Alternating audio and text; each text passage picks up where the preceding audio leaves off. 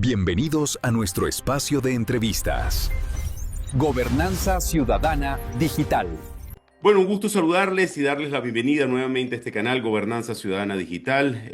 Hoy nos acompaña el doctor Eduardo Fernández, ampliamente conocido por todos nosotros, y estaremos hablando sobre la actualidad en Venezuela, todo lo que está pasando sobre este gobierno transitorio. Doctor Muy- Eduardo, bienvenido, un gusto saludarle. Gracias, Roberto. Muchas gracias por tu invitación a participar en tu programa de nuevo. Muy agradecido. Cuéntame. Gracias a usted. Doctor, em, estamos viendo que hay muchos cambios a nivel internacional. ¿Cuál es su punto de vista con respecto a la posición de Donald Trump, concretamente, de dejar a un gobierno interino sin tener una fecha prevista para unas elecciones próximas? ¿Cuál cree usted o cómo perjudica esta situación a Venezuela? Bueno, mira, yo observo señales y signos muy positivos en lo que está pasando en Venezuela y bueno, lo saludo con mucha ilusión. Por ejemplo, la encargada de la presidencia de la República ha anunciado una ley de amnistía, ley que permitiría que en Venezuela no exista un solo preso político más. Y eso me parece que es una señal estupenda. También eso desde el punto de vista político es un paso muy importante en la dirección de una reconciliación nacional que hace falta para alcanzar otros objetivos de carácter económico y social. Pero desde el punto de vista económico, el levantamiento de las sanciones, el levantamiento de la especie de disposición que nos aislaba en materia de comunicación aérea o de comunicación marítima, estas son señales positivas. Desde el punto de vista internacional, se han dado pasos en la dirección de restablecer las relaciones diplomáticas, consulares y de otro índole entre Estados Unidos y Venezuela. Eso también me parece una señal positiva. De modo que estoy viendo cosas muy positivas y creo que también hay que tener prudencia en la fijación del cronograma, del calendario, porque las elecciones no se pueden hacer el domingo próximo, porque no estamos preparados para eso, porque ninguno de los eventuales competidores en un proceso electoral estaría preparado. De modo que hay que tomar tiempo y tener sentido de paciencia para que las cosas se hagan en el momento que conviene, que es más oportuno. Pero creo que no podemos perder de vista que el objetivo final es que Venezuela tenga un gobierno emanado de la voluntad popular de los ciudadanos venezolanos, que haya una elección limpia, transparente, respetada.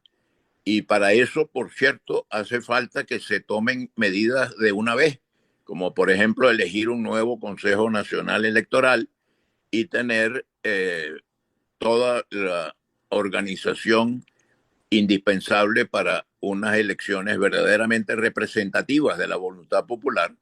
Bueno, entonces tendríamos un gobierno que podría invitar a los capitales nacionales, pero también a los internacionales, a inversiones públicas, pero también y sobre todo inversiones privadas, para reanimar la economía venezolana, para mejorar los salarios, para promover los empleos y para restablecer la normalidad y el progreso en el país. Pero, doctor Eduardo, fíjese lo siguiente, usted mencionaba que se deben hacer elecciones, algo que para el gobierno norteamericano se harán las elecciones entre un año o un año y medio. Ese tiempo que se está proponiendo, creo que para el venezolano no es conveniente. Primero, porque desgasta la posición política de cambio. Segundo, porque el gobierno que mucha gente en este momento quiere salir, se va a recomodar bajo las condiciones que se le vayan propiciando, porque están recibiendo dinero, pero ello no cambia nada, no va a cambiar el régimen y tampoco va a cambiar el sistema que ellos tienen, aunque sea un poquito más benevolente con la sociedad. ¿Cree usted que deberíamos dejar al gobierno norteamericano que decida sobre la voluntad del venezolano? Pues bueno, mira, frente a esta pregunta tan importante que tú haces, mi respuesta es la siguiente.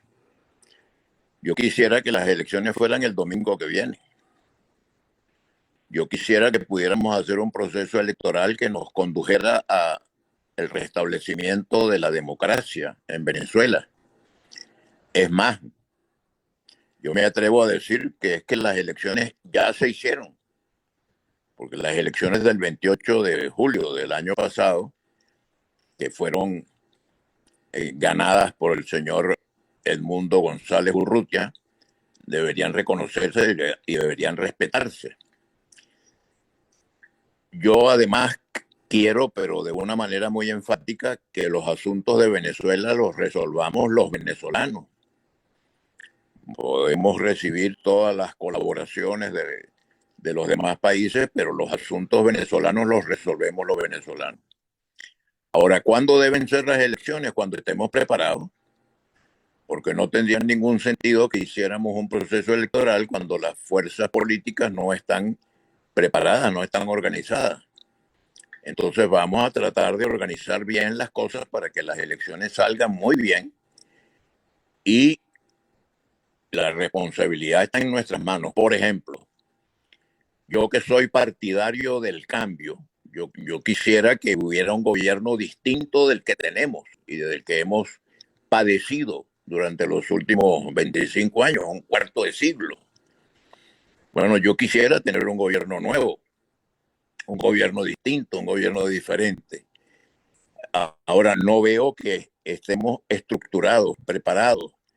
Por ejemplo, políticamente tendría que haber una gran convocatoria a un gran movimiento nacional de unidad a favor del cambio. Eso no creo que está dado todavía. Porque me parece muy interesante lo que está diciendo. Ese llamado a exigir que se den elecciones, poder decidir por nuestra propia cuenta. Claro, A la final, las elecciones pasadas dejó por fuera a muchas personas, tanto en Venezuela como en el exterior, en esas elecciones que no así es, pudimos participar. Inclusive yo tampoco pude participar. Por así lo es. cual, en este momento creo que deberíamos unirnos en una voz conjunta para buscar esas elecciones lo más pronto posible. Estoy de acuerdo con usted, don Roberto. Yo creo que debería ser lo antes posible. Ahora, debo decir que yo siento que en este momento, si se convocan elecciones para el próximo domingo, no estamos bien preparados. Ujú. Hay que tomar un tiempo y ese tiempo yo recomiendo que se invierta en construir un gran movimiento de unidad nacional a favor del cambio, Ujú. pero además que estemos organizados de tal manera que se pueda hacer muy bien hecho y muy completo lo que se hizo el 28 de julio pasado, que fue tener las actas de las votaciones y que todos los ciudadanos estemos contentos porque sabemos que nuestro voto fue respetado, que la manifestación de la voluntad popular de los venezolanos fue respetada. La tarea más importante está en nuestras manos, no está en manos del gobierno de los Estados Unidos, está en nuestras manos. Organizarnos bien, prepararnos bien, ofrecerle al país una alternativa de cambio verdaderamente eh, realista, positiva, objetiva, para que Venezuela supere la crisis de un cuarto de siglo que ya hemos atravesado. Mm.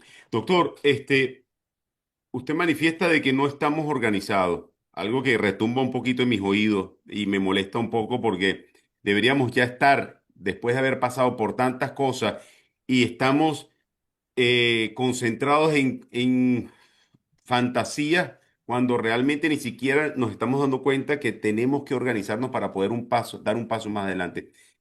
Yendo a lo concreto, doctor, ¿qué piensa usted del comportamiento que tiene Donald Trump con en este caso, la persona que está llevando la representación de liderazgo a nivel internacional, como es el caso de María Corina, ¿cómo le parece a usted el comportamiento que está teniendo Trump y cómo nos impacta a nosotros en Venezuela ese comportamiento? Bueno, el señor Trump está teniendo comunicación frecuente con María Corina Machado, que sin duda alguna es la líder más representativa de la voluntad de cambio en Venezuela en este momento. Y a mí me parece muy bien que se tenga una relación constructiva y positiva y respetuosa con la líder más representativa de la oposición venezolana, que ha tenido reunión con el señor Trump, que ha tenido reunión con el señor Marcos Rubio, el secretario de Estado, que además se ha conocido que se han intercambiado teléfonos y que se pueden hablar en cualquier momento. Eso me parece muy bien. Pero yo quisiera insistir, Roberto, en que la responsabilidad fundamental está en nuestras manos. Son los líderes de la oposición venezolana los que tienen que demostrar patriotismo y amor por Venezuela y construir un gran movimiento de unión nacional a favor del cambio. Dejarnos de personalismo.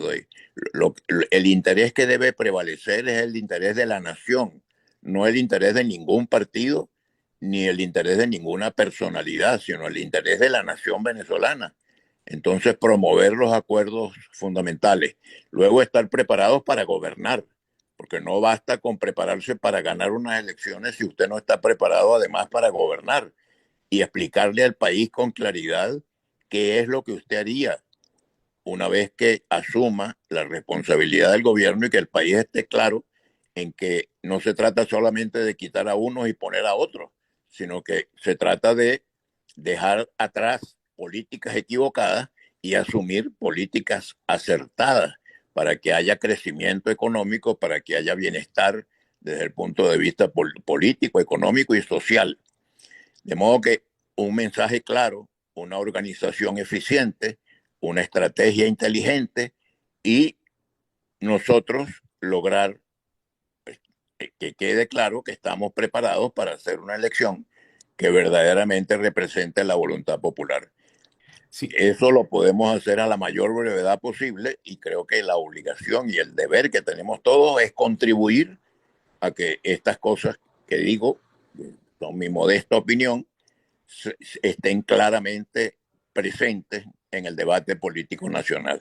la percepción que tengo, doctor, es que estamos empezando entonces al revés, según lo que usted nos está, me está diciendo o nos está diciendo. Estamos empezando por buscar un candidato y no por buscar primero la libertad de Venezuela o buscar las soluciones, o organizarnos para buscar primero las soluciones y después sí buscar un candidato. Y creo que comparto con usted plenamente de que ahí es donde está el error, donde está el fallo que estamos cometiendo.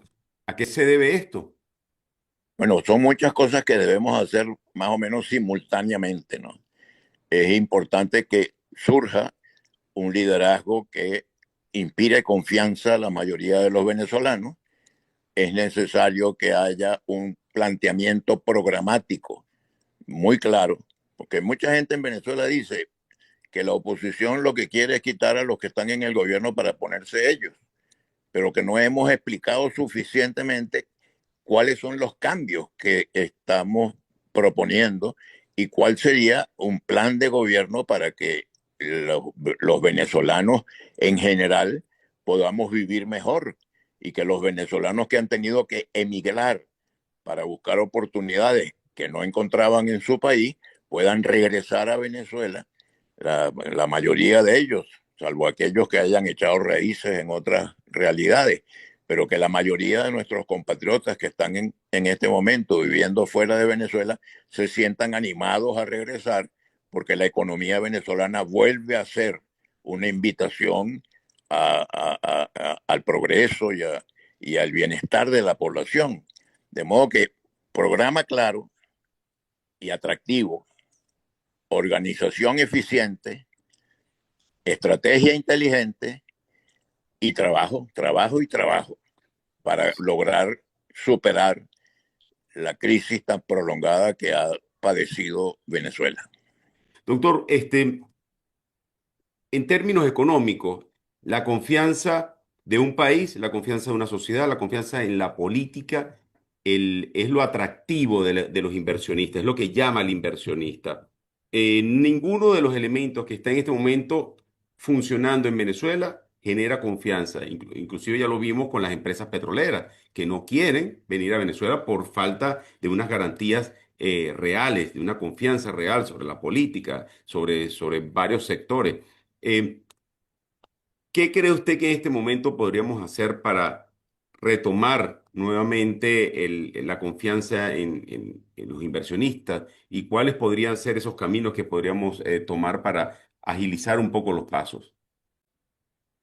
Un gran pensador, un gran filósofo español llamado José Ortega y Gasset escribió en alguna oportunidad una frase muy impactante. La política en la historia es el macho. ¿Qué quería decir Ortega y Gasset con eso? Si usted no tiene resuelto el problema político, es difícil que pueda resolver los demás problemas. ¿Y cómo se resuelve el problema político? Regresando al respeto a la Constitución. Porque en lo que tenemos que estar de acuerdo es en las reglas del juego. Y las reglas del juego están consagradas en la Constitución. Pero si no respetamos la Constitución, si no acatamos la Constitución, pues no podemos generar el ambiente, el clima de confianza que promueva las inversiones. Entonces vamos a resolver el problema político y sobre todo vamos a darle la garantía a inversionistas y a los ciudadanos en general de que tenemos reglas de juego claramente establecidas que propicien y que estimulen una economía de mercado, pero con reglas muy claras y que haya respeto a principios fundamentales como por ejemplo la propiedad privada. Si algo le hizo daño a Venezuela en los últimos años fue el desconocimiento del derecho de propiedad, cuando hubo las expropiaciones, que más es que expropiaciones fueron confiscaciones. Eso creó un ambiente de desazón y de desconfianza. Durante 50 años Venezuela había sido un país que era seguro suplidor de energía y de petróleo en tiempos de paz y en tiempos de guerra. Ahora llegó un momento en que Venezuela dejó de ser seguro suplidor y se convirtió en un país en donde no se respetaban las reglas del juego. Entonces, ¿qué es lo primero que yo creo que hay que resolver? Convencer a propios y extraños que hemos decidido regresar al respeto al Estado de Derecho, al respeto a los derechos humanos y a los derechos ciudadanos, a la plena vigencia de la Constitución. Por eso esta ley que va eventualmente a terminar con ese fenómeno verdaderamente deplorable de los presos políticos y de los perseguidos políticos, me parece que es un paso importante en la dirección correcta. Ojalá se tomen más medidas que contribuyan a construir ese clima de confianza. Doctor, yo fui víctima también, quitarle la propiedad privada a los empresarios, a los productores. El daño que se le hizo a la empresa privada fue significativo y un daño Efectivamente. reiterado durante muchísimos años. Bueno, pues mira, yo creo que hay que distinguir muy claramente lo que ocurrió en 1976 con la nacionalización de la industria petrolera, que fue un proceso que estaba perfectamente enmarcado en el cuadro jurídico, porque las concesiones vencían el año de 1983 y lo que se hizo fue adelantar la fecha del vencimiento de las concesiones, pero en común acuerdo con las compañías y previo el acuerdo para pagar las indemnizaciones correspondientes. Lo que ocurrió después, a finales del siglo pasado y principios de este siglo, las expropiaciones de las empresas, sobre todo en el lago de Maracaibo, etcétera, esas no fueron negociaciones bien hechas, sino atropellos, ejercicio arbitrario del poder, que se perpetró no solamente en el terreno de del petróleo, sino en muchas áreas. Fueron muchos los empresarios, fíjate, también tú fuiste víctima de eso, muchos que fueron víctimas de ese ejercicio arbitrario del poder.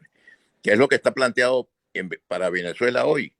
Regresar al respeto al Estado de Derecho y al respeto a la Constitución Nacional. El Estado de Derecho requiere la conformación de una Asamblea Nacional nueva, requiere de liderazgo, de un liderazgo nuevo. ¿Qué tipo de líder o qué liderazgo deberíamos tener hoy en día? ¿Y qué podríamos decir a los jóvenes para que puedan formarse y llevar ese liderazgo a estas instituciones? Lo primero que yo diría, lo primero que yo le pediría a ese nuevo liderazgo es que tengan claro que el interés de la nación está por encima de cualquier interés partidista y por encima de cualquier protagonismo personal. Que digamos, la carrera política de un dirigente en Venezuela tiene que estar orientada a servir al país, no a servirse a sí mismo. Ese vedetismo o esa vanidad de tratar de, bueno, que todo gire alrededor mío. No, el interés nacional debe prevalecer y debemos tener claro cuál es el interés nacional. En primer lugar, rescatar la democracia, rescatar el Estado de Derecho, rescatar el respeto a los derechos humanos, rescatar el respeto al derecho de propiedad, rescatar el respeto al principio de la autonomía y la independencia de las ramas del poder público, especialmente un poder judicial que decida conforme a derecho y no conforme a órdenes recibidas desde la cúpula del poder.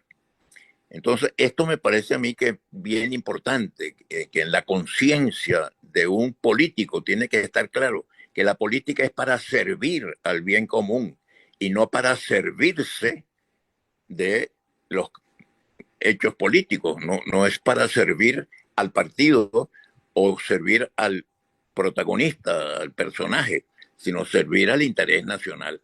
Eso me parece a mí que sería bien importante que lo tuviéramos claro.